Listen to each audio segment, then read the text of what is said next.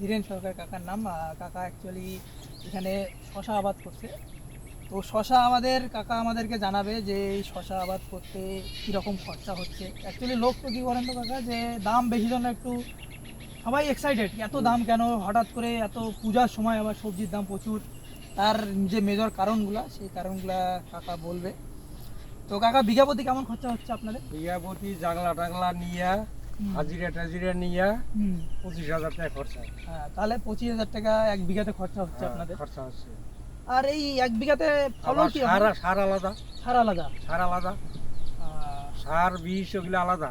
তার মানে ওগুলা নিয়ে টোটাল মোটামুটি 50,000 টাকা খরচা যায় এক বিঘাতে। তাহলে দর্শক বিন্দু আপনারা শুনতে পেলেন, আমাদের কাকা এখনই বললো যে 50,000 টাকা এক বিঘাতে শুধুমাত্র বীজ চাষ এগুলাতে খরচা, জাংলি ফাংলি হাজিরা মজুরি নিয়ে 50,000 টাকা খরচা আছে।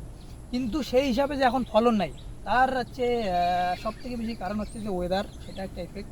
যেমন দেখবেন এখন শশার মধ্যে কিন্তু প্লাস্টিক দিয়ে বাইরে রাখছে, পাখি খায়, পাখি যেন না খায়। তো কাকা এই বাইদা রাখার শুধু পাখি কি কারণ, না অন্য কোনো কারণ আছে? পাখিরই কারণ, মানে পাখি খাইতে গিয়ে এটা বাইন্দা রাখি, সন্ধ্যাবেলা খুলে দিই। হ্যাঁ, সন্ধ্যাবেলা আবার খুলে দেওয়া। রাত্রে একটু বড় হয়। আপনার এখান থেকে যে মাল যখন রেডি হয়ে যাবে তখন কোন মার্কেটে নিয়ে যাবেন বেচার জন্য? ধূপগুড়ি মার্কেটে, ধূপগুড়ি সুপার মার্কেট। তো বেসিক্যালি কাকাদের, আপনারা শুধু আপনি একাই না পুরো পাড়ার লোক? পাড়ার লোকই ধূপগুড়ি, সবাই ধূপগুড়ি, তার মানে সবাই ধূপগুড়ি মার্কেটের উপরে ডিপেন্ডেন্ট। হ্যাঁ। ধূপগুড়ি মার্কেটে কোনোদিন 30 টাকাও যায়, কোনোদিন 40 টাকাও যায়, কোনোদিন 50 টাকাও যায়। কিন্তু অ্যাকচুয়ালি আপনারা বেচতেছেন 30 টাকা 40 টাকা, কিন্তু আমরা কিন্তু 30-40-এ পাচ্ছি না। আমরা কিন্তু এখন মার্কেটে 30 টাকা পোয়া শশা, যে দেশি শশা 30 টাকা পোয়া। তাহলে দেখেন রেটটা কতটা ডিফারেন্স। তো অ্যাকচুয়ালি লোক যেটা ভাবতেছে যে এত যে দাম বেশি, তাহলে হয়তো চাষিরা পয়সা পাচ্ছে, কিন্তু চাষিরা পয়সা পাচ্ছে না, এটা একটা কিন্তু ধ্যান দেওয়ার বিষয়। হ্যাঁ। তো কাকা এই যে শশাটা আপনাদের এই খেতি শশা, এটা কতদিন বয়স হইলো? 2 মাস বয়স হইলো। 2 মাস বয়স, মানে বৃষ্টিতে মার খেয়ে গেছে, গাছটা ড্যাম হয়ে গেছে। আর এইদিকে আপনার 2 মাসে কিরকম বিক্রি বাটা করলেন? 10,000 টাকা। 10,000, তার মানে আপনার খরচা হয়ে গেল 50,000, কিন্তু আপনি পাইলেন শুধু এখন মাত্র 10,000। হ্যাঁ, তাহলে এখনো কাকাদের যে পয়সা লাগছে 40,000 টাকা দরকার, ঘাটতি আছে এখন।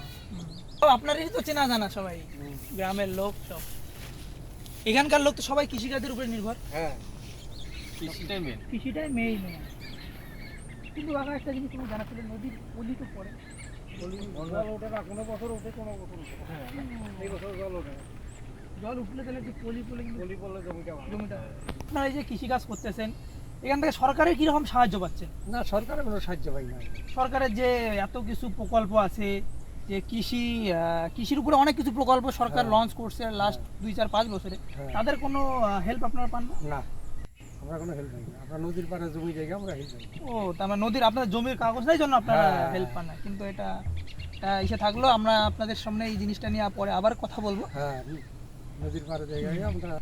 আপনার একটা নতুন একটা জিনিস দেখাচ্ছি আমি, যেটা খুব একটা ইন্টারেস্টিং জিনিস। দেখবেন এখানে শশা চাষ হয়েছে, শশার সঙ্গে সঙ্গে করলা গাছ লাগানো হয়েছে, বেগুন গাছ লাগানো হয়েছে। এটা অ্যাকচুয়ালি এখনকার যে কৃষক, তারা স্মার্ট হয়ে গেছে।